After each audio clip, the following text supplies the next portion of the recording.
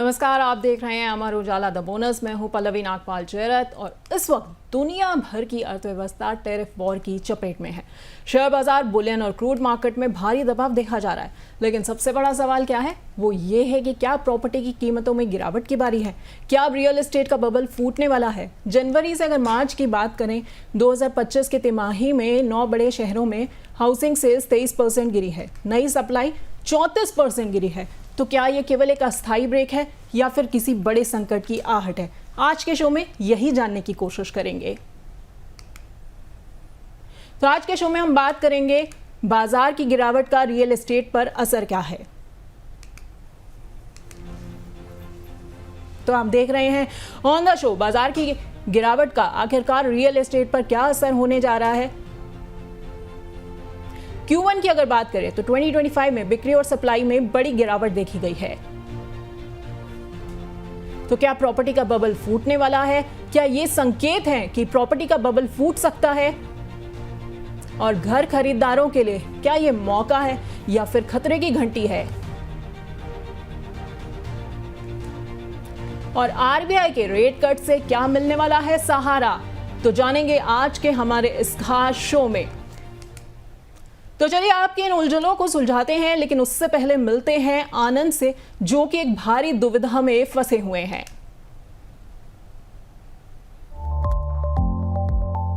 अहमदाबाद के आनंद ने घर खरीदने के लिए शेयर बाजार में पैसा लगाया था। शेयर बेचकर घर की डाउन पेमेंट करने की प्लानिंग थी, लेकिन बाजार में बड़ी गिरावट की वजह से उनका निवेश काफी घट गया है।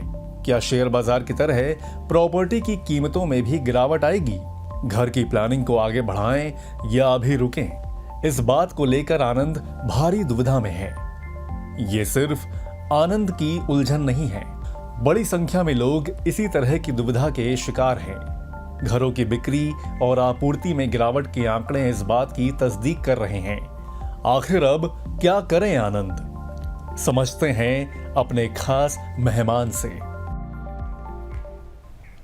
तो अगर आनंद की तरह आप भी दुविधा में फंसे हुए हैं कि आपको क्या करना चाहिए, तो आप परेशान मत होइए, क्योंकि आपकी दुविधा का हर हल जो है वो हम लेकर आए हैं। हमारे साथ पंकज कपूर जुड़ रहे हैं कि जो कि फाउंडर और मैनेजिंग डायरेक्टर हैं लाइसिस फोरस के और प्रॉपर्टी के जाने माने एक्सपर्ट भी हैं। सर, द बोनस के खास शो में आपका बहुत बहुत स्वागत है। प्रॉपर्टी जंक्शन में ना हम हमेशा ये कोशिश करते हैं कि हम हमारे दर्शकों को ये बता सके कि आखिरकार प्रॉपर्टी की मार्केट में क्या चल रहा है। तो पंकज जी, शुरुआत यहीं से करते हैं कि जनवरी से अगर मार्च की मैं बात करूं तो जो हमने डेटा देखा है कि घरों की बिक्री में 23% की गिरावट देखी गई है, सप्लाई में 34% की कमी देखी गई है। तो क्या मान ले कि ये संकेत है कि प्रॉपर्टी मार्केट जो है वो ओवरहीट हो चुकी है?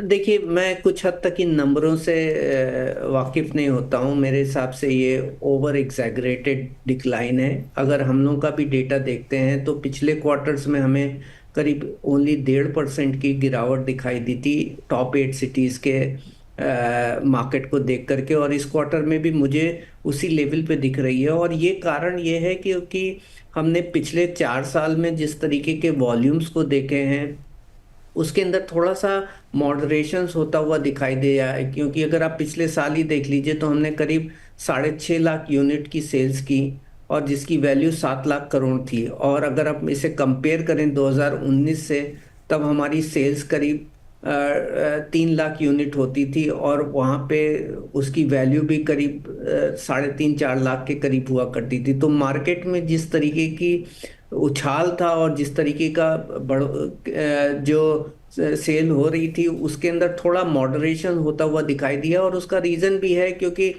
एक प्लेटू आना ज़रूरी है, क्योंकि आप एक पीक तक पहुंच रहे हैं। लेकिन मैं यहाँ पे ये नहीं बोलता हूँ कि ये बबल था।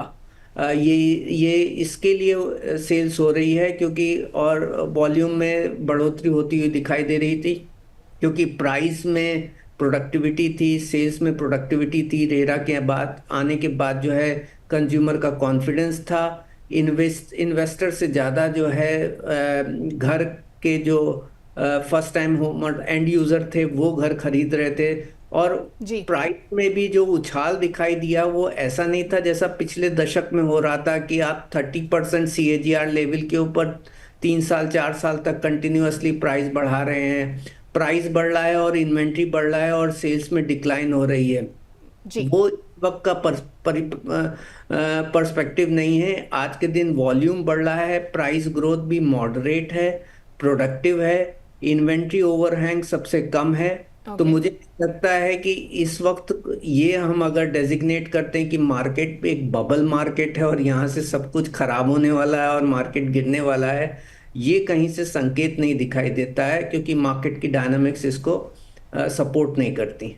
ठीक है, लेकिन कहीं ना कहीं पंकज जी एक चीज़ और भी रहती है कि जैसे ही शेयर बाजार में गिरावट होती है, टैरिफ वॉर की जैसे बात है जो वो बार बार आ रही है, कहीं ना कहीं ये होता है ना कि एक मन में कंज्यूमर के डर आ जाता है कि कहीं ऐसा ना हो कि मेरा पैसा जो है वो मार्केट में लगा हुआ था वो डूबने वाला है। तो कहीं ना कहीं वो इम्पैक्ट जो आता है वो हमने देखा है कि रियल एस्टेट की मार्केट पर भी आता है, क्योंकि पैसा जो मार्केट में ब्लॉक हुआ पड़ा था अगर वो डूबने की कगार पर आ जाएगा तो ऑब्वियसली व्यक्ति जो है वो सोच समझ के खर्चा करने की कोशिश करेगा। तो आपको लगता है कि कहीं ना कहीं ये सारे फैक्टर्स जो हैं वो प्रॉपर्टी मार्केट पे असर डाल सकते हैं और शायद घरों की बिक्री सप्लाई में गिरावट की वजह जो है वो ये बन सकती है?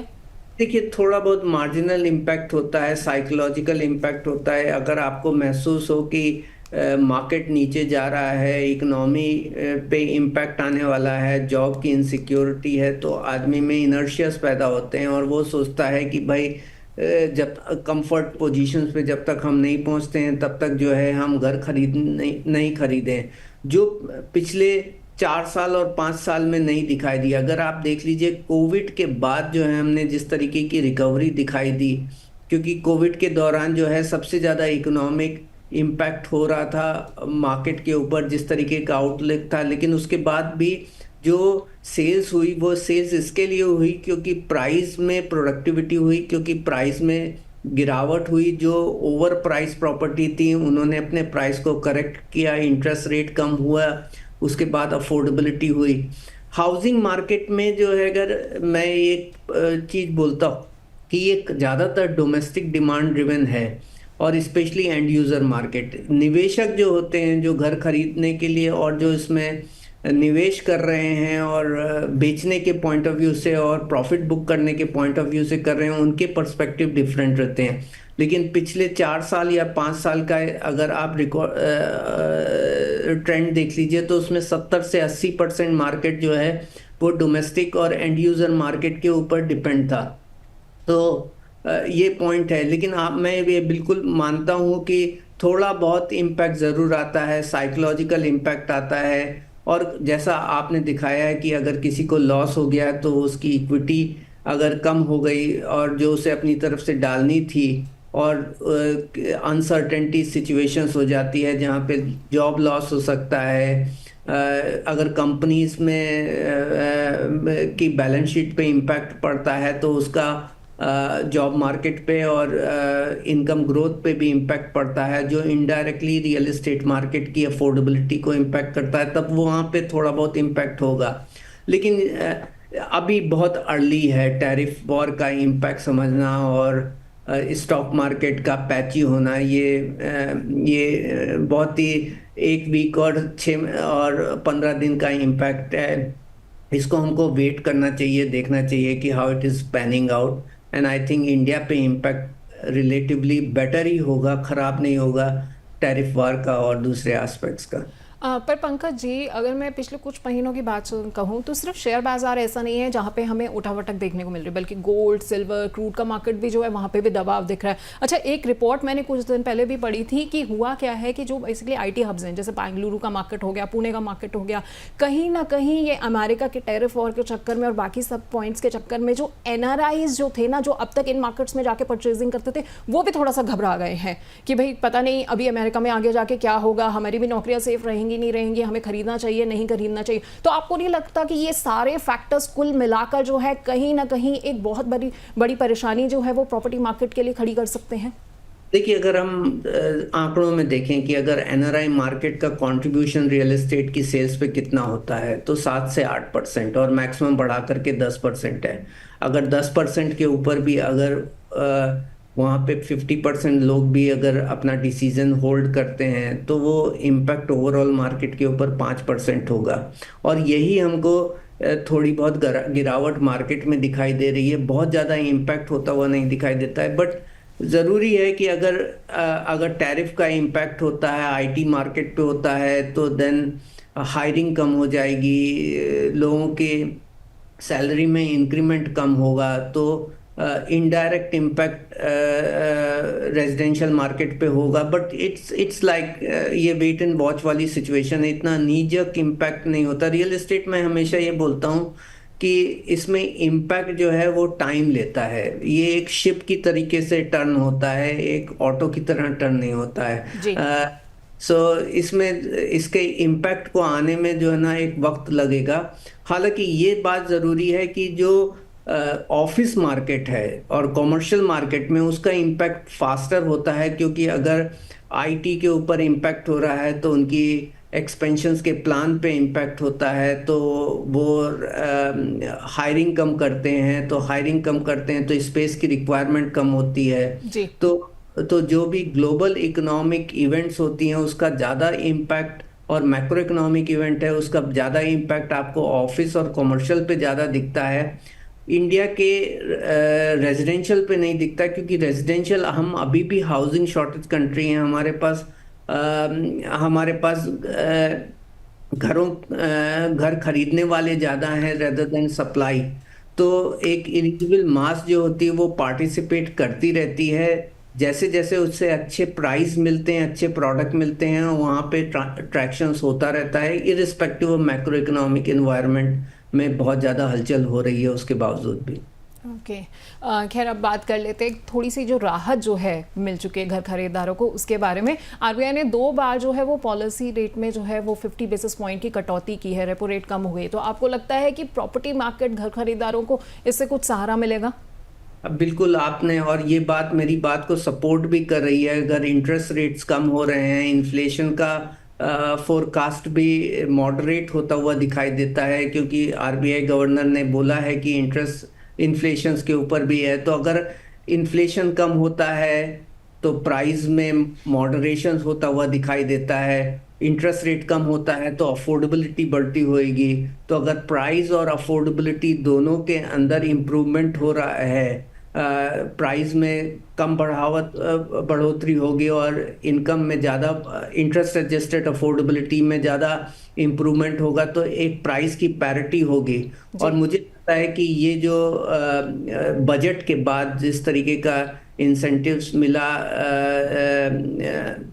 12 लाख की इनकम के तक के लोगों को, जो नो टैक्स का बर्डन जो हुआ, तो डुअल इनकम वालों के पास जो हाथ में पैसा बचा जी। वो, और इंटरेस्ट रेट में जो करेक्शंस हुआ फरवरी में हुआ और अभी भी हुआ, जिसकी वजह से इंटरेस्ट रेट कम हो रहे हैं, अफोर्डेबिलिटी बढ़ रही है, इसका इम्पैक्ट हमको tyre 2 tyre 3 cities affordable segment वाले मार्केट में होता हुआ दिखाई देगा। और मुझे लग रहा है कि ये मार्केट जो है, जो थोड़ा सबड्यूड था, यहाँ पे आपको फर्दर ग्रोथ होती हुई दिखाई देगी। तो may be luxury and ultra luxury segment में मॉडरेशंस होगा। जो ये सारे नंबर्स आपको बता रहे हैं, ब्रोकिंग हाउसेस के नंबर्स बता रहे हैं, लेकिन जो अफोर्डेबल सेगमेंट है, टायर 2 टायर 3 सिटीज के सेगमेंट है, वहाँ पे मुझे ग्रोथ होती हुई दिखाई देगी। तो ओवरऑल नेट इम्पैक्ट में मैं कोई गिरावट होती हुई नहीं देख रहा हूँ। यूनिट लेवल पे मुझे यहाँ पे अभी भी ग्रोथ के संकेत दिख रहे हैं। खैर, आप जो कह रहे हैं मैं चाहती हूँ कि ऐसा ही हो, क्योंकि कहीं ना कहीं हमारे जितने भी दर्शक और घर खरीदार हैं उनको राहत मिलेगी अगर ऐसा नहीं हो जाता है। तो खैर, हमारे पास ना एक ऐसा प्लेटफॉर्म है जिस पे पंकज जी बहुत सारे लोग जो है अपने सवाल भी भेजते रहते हैं। तो बहुत सारे सवाल हमारे पास आए हुए हैं, तो मैं चाहूँगी कि हम कुछ जो है लोगों के सवाल ले लेते हैं। सबसे पहला सवाल जो है वो चंडीगढ़ से रोहित शर्मा का आया हुआ है। वो कह रहे हैं कि मैं पहली बार घर खरीदना चाहता हूँ, लेकिन बाजार की हालात को देखकर ना मुझे कुछ कन्फ्यूजन है कि अभी खरीदूं या रुकूं। तो पंकज जी, जैसा मैंने आपको कहा था कि कहीं ना कहीं लोगों में कंफ्यूजन आनी जो है वो स्टार्ट हो चुकी है, तो आप रोहित जी को क्या जवाब देना चाहेंगे? देखिए, आज भी अगर मैं छोटे से यार्ड स्टिक्स हैं, अगर आप देखेंगे कि आप जहाँ पे घर खरीद रहे हैं आप उसको अफोर्ड कर सकते हैं। आप ये भी देखिए कि रेंटल यील्ड वहाँ पे करीब 3-3.5% से ज़्यादा है, तो इसका मतलब कैपिटल वैल्यू और प्राइजेज उसके फेयर हैं, और वो हैबिटेबल है, और निवेश के लिए नहीं खरीद रहे हैं, खुद के रहने के लिए खरीद रहे हैं, तो आज भी आप खरीद सकते हैं। खतरे के कुछ ऐसे निशान नहीं दिख रहे हैं कि यहाँ से आपको प्राइस में गिरावट होगी। और बिल्डर एग्जीक्यूट नहीं कर पाएगा, क्योंकि रेरा के आने के बाद वहां पे भी आपको कमी होती हुई दिखाई दी है। तो आप अगर होल्ड कर रहे हैं decisions from the point of view कि आप मार्केट सही नहीं है, तो मैं ये नहीं बोलूँगा कि मार्केट यहाँ से गिरने वाला है। मेरे हिसाब से मार्केट होल्ड करेगा और इम्प्रूव करता रहेगा, मॉडरेट इम्प्रूवमेंट होता हुआ रहेगा। तो आप अगर घर खरीदना चाहते हैं, आप एलिजिबल हैं, आप थोड़े पैरामीटर देख लीजिए कि प्राइस अगर फेयर है तो आज भी खरीद सकते हैं। और अगर आप निवेश के पॉइंट ऑफ व्यू से सोच रहे हैं तो शायद आप होल्ड कर लीजिए। हो सकता है कि जिस जिस तरीके का रिटर्न आप सोच रहे हैं वो आपको मार्केट में ना मिले। जो स्पेकुलेटिव रिटर्न्स ज़्यादातर निवेशक सोचते हैं कि 15%, 20% वाई इस पे प्राइस बढ़ेंगे, वो नहीं मिलेंगे। लेकिन 5 से 7% की प्राइस ग्रोथ अगर प्राइस आज के दिन फेयर है तो आपको कंटिन्यूअसली मिलती रहेगी। अप टू 10% भी आपको मिल सकती है, डिपेंडिंग अपॉन लोकेशन। ठीक है, तो अगर आप अपने लिए खरीद रहे हैं रिहाइश के लिए तो आप देख लीजिए, ले लीजिए, लेकिन कमर्शियल के लिए आपको सोचना पड़ेगा, समझना पड़ेगा, थोड़ी देर वेट करना पड़ेगा। अगला एक सवाल ले लेते हैं भोपाल से संजय वर्मा का। ये कह रहे हैं कि मैंने निवेश के लिए एक फ्लैट खरीदा था लेकिन रेंट जो है वो नहीं मिल रहा है, तो अब उनको क्या करना चाहिए? इसे बेच देना चाहिए या फिर होल्ड कर देना चाहिए? पंकज जी। देखिए, अगर रेंट नहीं मिल रहा है तो ये ज़रूरी है कि आपने गलत प्राइस पे निवेश किया, गलत लोकेशन पे निवेश किया जहाँ पे रेंटल की डिमांड सही नहीं थी। ज़्यादातर ऐसे घर होते हैं जो थोड़े अनइनहैबिटेबल लोकेशन पे होते हैं, रिहायशी इलाका वो बना नहीं होता पूरी तरीके से, सोशल फैब्रिक आता नहीं है, तो एंड यूज़र की डिमांड नहीं आती है। और रेंटल जो है, अगर मेरा हमेशा एक पॉइंट ऑफ व्यू है कि प्राइस की प्रोडक्टिविटी आप देख सकते हैं वहाँ के प्रिवेलिंग रेंटल से। अगर प्राइस रेंटल जो है 3% से लोअर है रेंटल यील्ड, तो प्राइस में प्रोडक्टिविटी नहीं होती, लेकिन 3% से ऊपर है तो आपकी प्राइस की प्रोडक्टिविटी होती हुई दिखती है।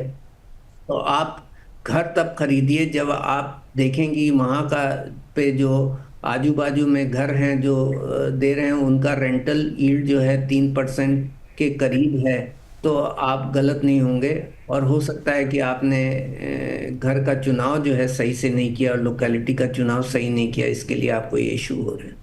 तो पॉसिबिलिटी है कि आपने जो है लोकेलिटी शायद संजय जी नहीं चुनी होगी ठीक से, इसलिए आपका फ्लैट जो है रेंट पे नहीं चढ़ पा रहा होगा। लेकिन इसमें बहुत ध्यान रखने वाली बात यह है तमाम दर्शकों के लिए कि आपको लोकेलिटी का चुनाव जो है वो सोच समझ के करना चाहिए।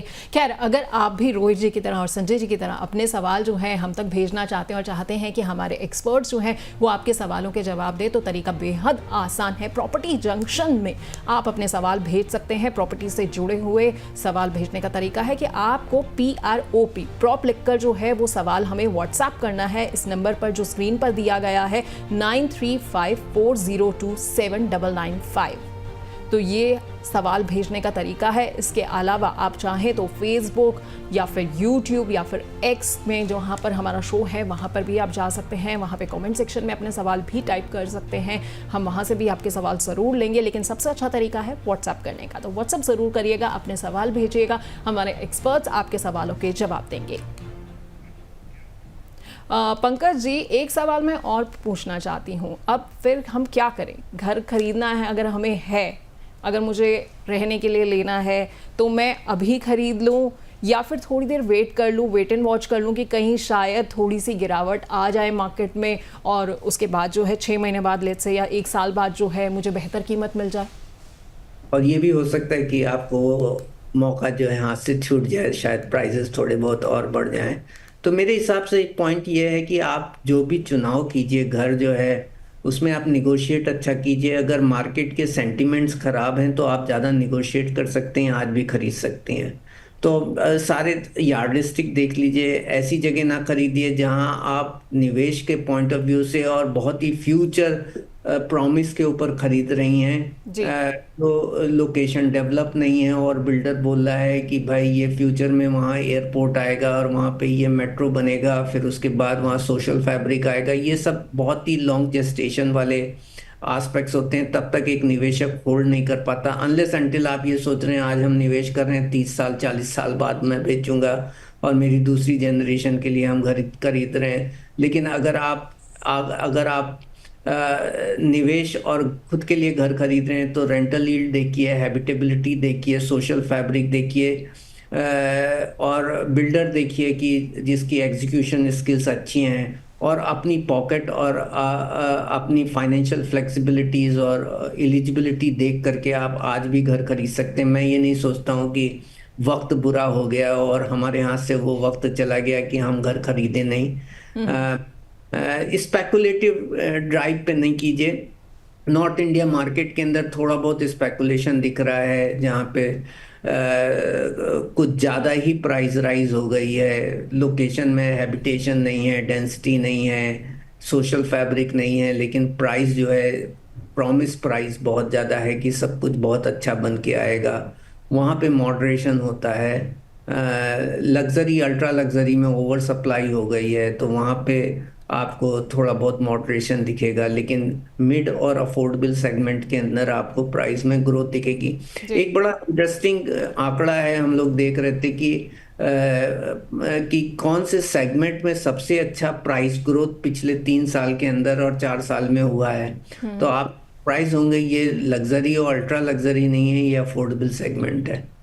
ओके, तो ये काफ़ी दिलचस्प आंकड़ा है। खैर, एक सवाल मैं और आपसे पूछना चाहती हूँ। ये तो मैंने अभी आपसे जो पूछा था वो ये पूछा था कि भाई अगर मुझे अपने रेजिडेंशियल के ले लेना है, लेकिन बहुत से ऐसे निवेशक होंगे जिन्होंने घर खरीदे होंगे कि भाई ये सोच के कि मैं 1 साल 2 साल बाद जो है इसको बेच दूंगा तो मुझे शायद अच्छा प्रॉफिट जो है वो मिल जाएगा। तो ऐसे में आप उन्हें क्या सलाह देंगे कि वो अभी टिके रहें या फिर मुनाफा काट लें? I'm saying that एक तो वो वक्त खत्म हो गया और चला गया, क्योंकि हमने अब रेगुलेशंस लेके आ गए। अगर आप देखिए तो कि प्राइस राइज जो है केवल नॉर्थ इंडिया और एनसीआर को छोड़ के बाकी सारे शहरों में मॉडरेट क्यों हो रही है, डिस्पाइट इन्वेंट्री ओवरहैंग सबसे कम होने के बावजूद और मैक्सिमम वॉल्यूम अटेन करने के बाद, क्योंकि कारण है हमारे पास रेरा आ गया। जो स्पेकुलेटिव फोर्सेस थे, आज बिल्डर को एक समय से अपने प्रोजेक्ट को कंप्लीट करना है। वो ऐसा नहीं है कि भाई प्रोजेक्ट लॉन्च करेगा फिर उसके बाद बिना कंस्ट्रक्ट किए दूसरा प्रोजेक्ट लॉन्च करेगा, प्राइस में स्पेकुलेशन पैदा करेगा, इन्वेस्टर को माल बेचेगा। वो सारी डायनामिक्स सब खत्म हो गई। और तो इसके पॉइंट ऑफ व्यू से, अगर आप शॉर्ट टर्म के पॉइंट ऑफ व्यू से निवेश करना चाहते हैं तो आप रियल एस्टेट को ना देखिए। हो सकता है कि आप कुछ लैंड में प्लॉटेड डेवलपमेंट में फिर भी कंसिडरेशन कर सकते हैं, लेकिन रेजिडेंशियल रियल एस्टेट और कॉमर्शियल रियल एस्टेट में बहुत अच्छा निवेश और बहुत अच्छा रिटर्न जो इक्विटीज और गोल्ड से बेटर हो, वो आपको नहीं दिखेगा, क्योंकि मार्केट जो है बहुत ही एंड यूजर ड्रिवन है और स्पेकुलेशन के फोर्सेस को अरेस्ट किया हुआ है। यहाँ में मनी प्ले जो है वो नहीं हो रहा है। और जिन मार्केट में ज़्यादा तेज उछाल दिखाई भी दिया है और थोड़ा स्पेकुलेटिव फोर्सेस काम भी कर रहे हैं, उसका कारण है कि वहाँ पे सप्लाई अभी भी कंस्ट्रेंट है। जैसे ही सप्लाई का फ्लो बढ़ेगा, वहाँ पे भी आपको प्राइस ग्रोथ में मॉडरेशन होता हुआ दिखाई देगा। जो दिल्ली एनसीआर का इस वक्त एक मार्केट है जहां प्राइस ग्रोथ थोड़ी ज़्यादा दिखाई दी है। तो मैं ये पॉइंट ऑफ व्यू करूँगा कि आप 1 साल 2 साल के होराइजन को लेकर के रियल एस्टेट में निवेश नहीं कीजिए। अगर आप करना भी है तो 5 साल 10 साल 15 साल के होराइजन को लेकर के दीजिए। और आप अगर निवेश भी करना चाहते हैं तो आप तभी निवेश कीजिए जब आप सोचें कि आज मैं इस घर में जाके रह सकता हूँ। वो आपका आइडियल निवेश होता है। चाहे आप ना भी रहने, लेकिन आप ये जरूर सोचिए, can you go and live in that particular place today. Okay, तो ये आपने 2 बहुत अच्छे पॉइंट्स बताए हैं कि अगर आपको निवेश करना है तो शॉर्ट टर्म के लिए नहीं बल्कि लॉन्ग टर्म के लिए कीजिए, और ऐसा घर चुनिए अगर आपको रेंट पे चढ़ाना है जहाँ पे जिस एरिया में आप जाकर खुद भी रह पाएँ। तभी जो है लोग आएंगे और आपको कहेंगे कि हाँ भाई मैं ये घर में रहना चाहता हूँ, किराए पे चाहे रहना चाहता हूँ। खैर, बाकी आगे अगर हम बढ़ें और बात करें निवेश के बारे में ही, तो अगर निवेश के लिए मुझे आज के वक्त में पैसा लगाना हो तो आप पंकज जी क्या सलाह देंगे कि रेजिडेंशियल प्रॉपर्टीज़ जो हैं उनमें लगाना चाहिए कि भाई मैं आगे किराए पर चढ़ा दूँ, या फिर हमारे जितने भी दर्शक देख रहे हैं आप उनको क्या सलाह देंगे कि कमर्शियल प्रॉपर्टी में लगाएं, और निवेश कितने वक्त के लिए ये करना चाहिए? क्योंकि जैसा कि आपने अभी बताया था कि 1-2 साल में लोग जो हैं थोड़ा सा वो हो जाते हैं, परेशान होने लग जाते हैं क्योंकि पैसे नहीं बढ़ रहे हैं, तो कितने साल के लिए कम से कम निवेश करना सही रहेगा? देखिए, दो तीन एस्पेक्ट्स हैं इसमें। सबसे बड़ी बात है कि कुछ एक प्रोजेक्ट्स हैं और प्रॉपर्टीज हैं जिसके प्राइसेस ज़्यादा बढ़ सकते हैं। उसका कारण ये है कि एक, उनका प्राइस आज के दिन फेयर है, इसका मतलब उनकी रेंटल यील्ड बहुत अच्छी है कि आपको 4%, 4.5%। आज भी कई सारे प्रोजेक्ट्स हैं, हम लोग करीब 20,000 प्रोजेक्ट क्रॉस 60 सिटीज़ में कवर करते हैं। अगर आप देखिए तो इसमें 3 से 4 हज़ार प्रोजेक्ट्स ऐसे निकल आएंगे आपको जहाँ पे रेंटल यील्ड आज भी 4%, 4.5% के करीब पहुंच गई है। कुछ एक मार्केट में 5 या 6% है। तो अगर रेंटल यील्ड अच्छी है तो कैपिटल एप्रिसिएशन के प्रोस्पेक्ट्स भी अच्छे होते हैं। दूसरा ये कि क्योंकि हमारे यहाँ इंफ्रास्ट्रक्चर का डेवलपमेंट बहुत ही फास्ट और मैसिव लेवल पे हो रहा है, तो जो लोकेशन आज इनकन्वीनियंट हैं और इंफ्रास्ट्रक्चर वहाँ पे बनना चालू हो गया और उसमें कन्वीनियंस बढ़ने वाली है, तो वहाँ पे प्राइस की ग्रोथ ज़्यादा होगी। तो प्राइस के दो एस्पेक्ट्स होते हैं ग्रोथ के। एक तो नॉमिनल ग्रोथ जो आपकी रेंटल यील्ड बताती है, और दूसरी होती है इम्प्रूवमेंट ग्रोथ जो आपकी इंफ्रास्ट्रक्चर कनेक्टिविटी के बिल्ट होने के बाद जो है उस लोकेशंस के अंदर बेनिफिट लेकर के आता है।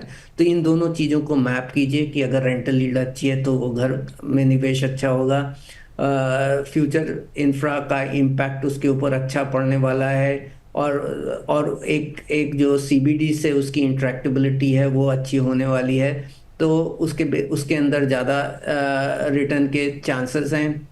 तो आप रेजिडेंशियल भी खरीद सकते हैं। दूसरा ये है कि एक बड़ी अच्छी मौके की बात होती है कि जो रिटेल शॉप्स होते हैं उसमें रिटर्न बहुत फास्ट होता है। तो आप ऐसी जगह लीजिए जहाँ पे हैबिटेशन अभी चालू हो गया है, वहाँ पे रिटेल शॉप्स हैं। अगर आप उसमें निवेश करेंगे तो जैसे जैसे डेंसिटी बढ़ती है उसमें मल्टीपल लेवल के ऊपर रिटर्न्स के प्रॉस्पेक्ट्स आते हैं।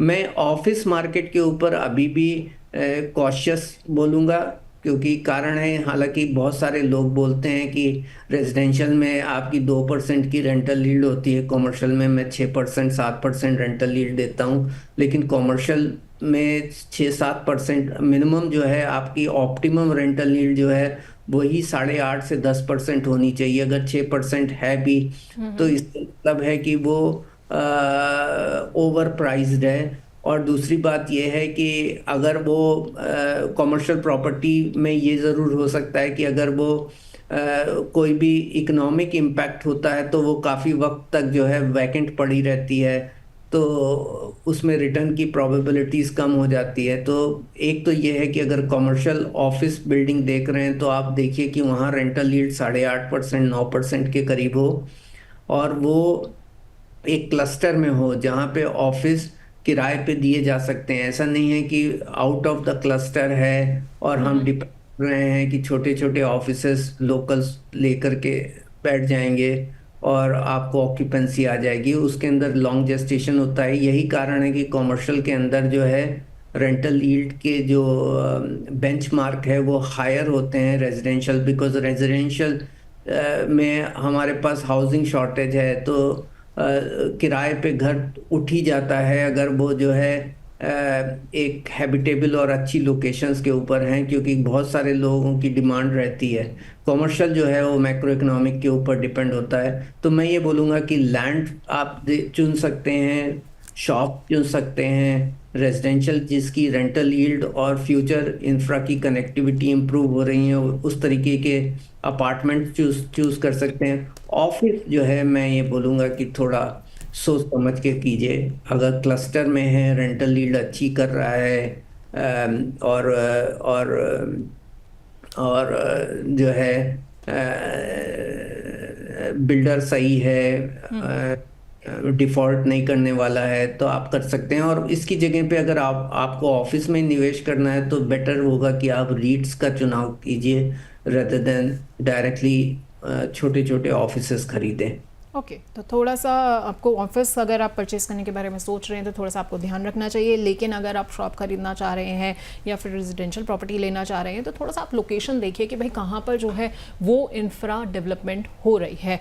खैर, हमारे साथ बहुत से कॉलर्स जो हैं वो लाइन पर जुड़े हुए हैं, बहुत से लोग जो आपसे अपने सवाल पूछना चाहते हैं। लेकिन सबसे पहले हम रुक करते हैं हर्ष का, क्योंकि हर्ष के पास ना प्रॉपर्टी मार्केट से जुड़ी हुई बहुत इंपॉर्टेंट जानकारी है। तो हर्ष बताइए, क्या आपके पास जानकारी है, क्या आपके आंकड़े कहते हैं? बिल्कुल, देखिए कोरोना के बाद से प्रॉपर्टी बाजार में एक अच्छी तेजी देखने को मिली, लेकिन अब जो स्थिति है, चाहे आप डिमांड की बात करें चाहे सप्लाई की बात करें, यहाँ पे धीमापन देखने को मिल रहा है और इसकी तस्दीक आंकड़े भी करते हैं। हम आपके सामने आंकड़े पेश करते हैं। NSE रियलिटी इंडेक्स की मैं सबसे पहले बात करता हूँ। आप देखिए ये अपने हाई से 33% नीचे आ चुका है। अब अगर 3 महीने का आप रिटर्न देखें तो ये 21.24% है और ये दूसरे नंबर पर इंडेक्स है। पहले नंबर पे IT इंडेक्स है क्योंकि वो सीधा कोरिलेट करता है अमेरिका से। डोनाल्ड ट्रम्प की जिस तरीके से पॉलिसीज आई हैं और उसका इंपैक्ट होता हुआ दिखा है यहाँ पर। लेकिन आप ये देखिए कि जो निफ्टी रियलिटी इंडेक्स है ये दूसरे नंबर पे सबसे बड़ी गिरावट दिखा रहा है यहाँ पर 21%। 6 महीने में आप देखें 25.5%, करीब 26% ये यहाँ पे क्रैश हो गया। 20% से ऊपर जाने का मतलब साफ तौर पर दिखाता है कि बियरिश ग्रिप में आ चुका है ये स्थिति। और 1 साल के आप रिटर्न भी देखें तो वो भी नेगेटिव है, करीब 18.5% के आसपास है। अब हम आपको जो टॉप देश के टॉप 7 शहर हैं उनकी स्थिति दिखाते हैं कि घरों की बिक्री में कितनी गिरावट आई है। आपके सामने स्क्रीन पर लेके आते हैं और आप ये देखिए, ये रिपोर्ट है एनरॉक की। NCR की बात करें कैलेंडर ईयर के हिसाब से हम लोग बता रहे हैं आपको कैलेंडर ईयर 2024 में क्या सेल्स के आंकड़े थे और कैलेंडर ईयर 2025 में क्या, अगर आप Q1 की बात करें तो क्या आंकड़े। ये देखिए तमाम आंकड़े आपके सामने घटते दिख रहे हैं। अगर आप NCR की बात करें 20% की गिरावट यहाँ पर आई है। आप MMR की बात करें, मुंबई मेट्रोपॉलिटन रीजन की बात करें 26% की गिरावट यहाँ पर आई है। बैंगलोर की बात करें 26% यहाँ पे सेल्स में मकानों की जो बिक्री है वो गिरती हुई दिखी है। पुणे की बात करें 30% की गिरावट यहाँ पर आई है। इसके अलावा और कौन से शहर हैं वो भी हम आपको बता देते हैं। देखिए हैदराबाद, सबसे ज़्यादा हैदराबाद में आप देखिए 49% की गिरावट दर्शा रहा है, तो बड़ा आंकड़ा है। चेन्नई की बात करें 26% की गिरावट यहाँ पर है सेल्स के नंबर में। देखिए कोलकाता में 31% और ओवरऑल देखें तो करीब 28%, अगर आप एवरेज दिखाएं तो 28% की गिरावट देखने को मिली है। अब मैं आपको एक और इंडेक्स दिखाता हूँ क्योंकि देखिए क्या है, सब जो होता है वो रिफ्लेक्ट करती हैं चीज़ें। और अब तो Q4 के नंबर भी आने वाले हैं, लेकिन उससे पहले आप ये देखिए जो स्टॉक्स हैं 52 वीक हाई से कितना नीचे आए। BSE रियलिटी इंडेक्स लेकर आया हूँ मैं आपके सामने। शोभा की बात करें सबसे ज़्यादा 49% की गिरावट आ चुकी है यहाँ पर। इसके अलावा सनटेक रियलिटी की बात करें 49%, ये भी गिर चुका है। प्रेस्टीज स्टेट की बात करें 48%, यहाँ पर भी ये नीचे आ चुका है। गोदरेज प्रॉपर्टीज 42% नीचे आ चुका है। आप देखिए स्टॉक 52 हाई से कितना नीचे गिरे, कितना इंपैक्ट। वो बात ठीक है, करेक्शन आया, लेकिन ये जो है इतनी बुरी स्थिति देखने को मिल रही है और वो स्थिति दिखाती है। इसके अलावा और कौन से स्टॉक्स हैं वो भी हम लोग एक बार स्क्रीन पर फ्लैश करते थे। देखिए ब्रिगेड एंटरप्राइजेज 38% ये, ओबराय रियलिटी 36% ये, DLF 34%, फिर फिनोलेक्स मिल्स की बात करें 28% ये। हालांकि तमाम इन कंपनियों के इस तरह के Q4 के अपडेट या और अपडेट आते रहते हैं। कंपनी की पाइपलाइन में बहुत सारे ऐसे प्रोजेक्ट्स हैं जो आगे होने हैं, लेकिन अभी धीमापन देखने को साफ तौर पर मिल रहा है। जी हर्ष, बहुत बहुत शुक्रिया आपका इन तमाम आंकड़ों के लिए, क्योंकि हर्ष ने जो आंकड़े बताए हैं उनसे साफ है कि कहीं ना कहीं धीमापन जो है वो देखने को मिल रहा है, सिर्फ प्रॉपर्टी मार्केट में नहीं बल्कि इंडेक्स में भी और शेयरों में भी। तो पंकज जी, मैं इन्हीं आंकड़ों पर जो है एक आपका फाइनल कमेंट जो है वो लेना चाहूँगी, क्योंकि आंकड़े जो हमें दिखा रहे हैं ना वो कुछ अलग ही कहानी है। एनारॉक का जो डेटा बताता है वो ये बताता है कि प्रॉपर्टी मार्केट गिर रही है। अगर मैं वैसे मार्केट की बात करूँ तो कहीं ना कहीं जो रियलिटी इंडेक्स है उसमें भी गिरावट देखने को मिली है। BSE पर जितने रियलिटी शेयर्स हैं उनमें भी गिरावट देखने को मिली है। तो हम इसे आखिरकार माने क्या कि ये चल क्या रहा है बाजार में? देखिए स्टॉक मार्केट का बिहेवियर जो है वो काफ़ी डिपेंड होता है उसमें निवेश करने वाले लोगों के और मनी के फ्लो को लेकर के और वहाँ की वैल्यूएशंस पे देख करके। तो ये जो करेक्शन दिखाई दिया ये शायद वैल्यूएशन का करेक्शन है, ये मार्केट के रिलेटेड डायनामिक्स नहीं दिखता है। और एनरॉक का डेटा के ऊपर मैं ये बोलूँगा कि उनका डेटा जो है कोरिलेट नहीं करता हमारे डेटा से, तो आई डिसएग्री। हालांकि मैं ये ज़रूर बोलूँगा कि पिछले 2 क्वार्टर में, पिछले 16 या 17 क्वार्टर के सीक्वेंशियल ग्रोथ के बाद जो है पहली बार थोड़ी थोड़ी गिरावट दिखाई दी, लेकिन जो गिरावट थी वो एवरेज में करीब 1.5 से 2% थी। शायद किसी न किसी 1 या 2 शहर हैं जहाँ पे आपको 10% या 8% के लेवल की गिरावट दिखाई दी। इस तरीके की गिरावट नहीं है। और जो BSE रियलिटी इंडेक्स और कंपनियों के शेयर में जो गिरावट दिखाई दी है ये करेक्शन ऑफ देयर वैल्यूएशन है और ये स्टॉक मार्केट के का बिहेवियर है जो मनी सप्लाई के ऊपर काम करता है, रियल एस्टेट की डिमांड और सप्लाई के ऊपर काम नहीं करता। जी बिल्कुल। तो पंकज जी, आपने ये साफ कर दिया है कि आखिरकार हमारे यहाँ पर जितने भी इस वक्त दर्शक जो है देख रहे हैं शो, उन्हें करना क्या चाहिए। बहुत बहुत शुक्रिया पंकज जी आपका, आप हमारे साथ जुड़े, आपने अपनी पूरी राय दी है कि हमें अब प्रॉपर्टी मार्केट में आखिरकार क्या करना चाहिए, क्योंकि कहीं ना कहीं एक डर जो है ना वो आम आदमी के मन में आ रहा है। हमें ये नहीं पता कि भाई प्रॉपर्टी का जो बबल है वो फूटेगा या नहीं फूटेगा, इस पर अलग अलग तरह की राय हो सकती है। लेकिन जैसा कि पंकज जी ने ये बात ज़रूर साफ कर दी है कि आपको थोड़ा सा ध्यान रखना होगा। अगर रेजिडेंशियल प्रॉपर्टी आप खरीदना चाह रहे हैं तो आपको इस चीज़ का ख्याल रखना होगा कि आप जहां पर भी ले रहे हैं प्रॉपर्टी, उसका ध्यान रखिए कि भाई वहां की लोकेशन कैसी है, वहां पर इंफ्रा जो है वो डेवलप हो रहा है या नहीं हो रहा है। और अगर कमर्शियल प्रॉपर्टी लेने के बारे में सोच रहे हैं तो थोड़ा सा रुक जाइए, सतर्क रहिए, वेट एंड वॉच की जो सिचुएशन है वो ज़रा अपना लीजिए, देखिए कि वाकई जो है वो आपके लिए फ़ायदे का सौदा हो भी सकता है या नहीं। रिटेल शॉप लेना चाह रहे हैं तो वो आप ले सकते हैं, लेकिन अगर ऑफिस वगैरह खरीदने के बारे में सोच रहे हैं तो थोड़ा सा थम जाइए, धीमे हो जाइए और कुछ सोचिए समझिए, थोड़ा सा मार्केट को वॉच कीजिए और उसके बाद जो है अपना फैसला लीजिएगा। तो मैं उम्मीद करती हूँ कि प्रॉपर्टी जंक्शन के आज के एपिसोड में आपको ये काफ़ी हद तक समझ आ गया होगा कि अब प्रॉपर्टी मार्केट में आपको क्या रणनीति जो है वो अपनानी चाहिए। बहुत बहुत शुक्रिया आप सबका हमारे साथ जुड़े रहने के लिए।